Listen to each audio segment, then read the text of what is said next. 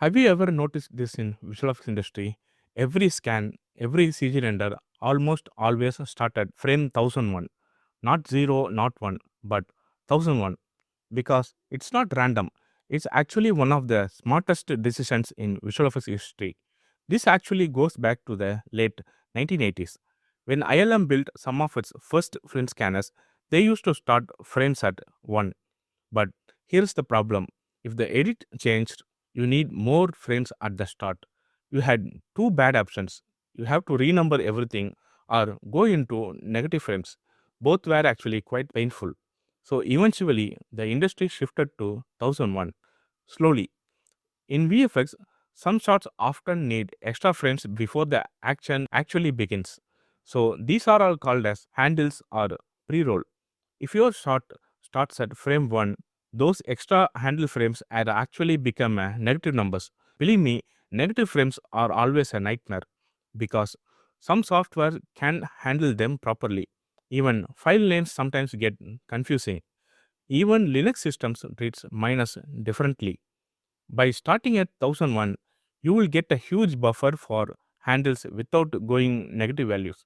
But why 1001 specifically?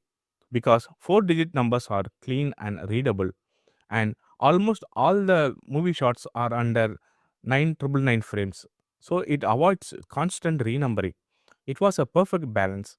By the time Cineon scanners came in around 1993, frame padding becomes standard. Later on, plates moved to 6-digit paddings sometimes, but CG renders still commonly started at 1001, and that naming convention was actually stuck. Also, here is a small but powerful benefit for using 1001.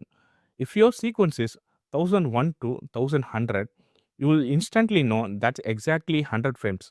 But if you started at 1000 to 1100, you are dealing with 101 frames. That was actually quite confusing because it can make constant mistakes in production. And also, different softwares use different handle frames differently. Some start at 0, some start at frame 1. Now, imagine multiple artists, multiple departments using different start numbers. It will become confused and a nightmare for compositing. And no one actually knows what the first frame actually is.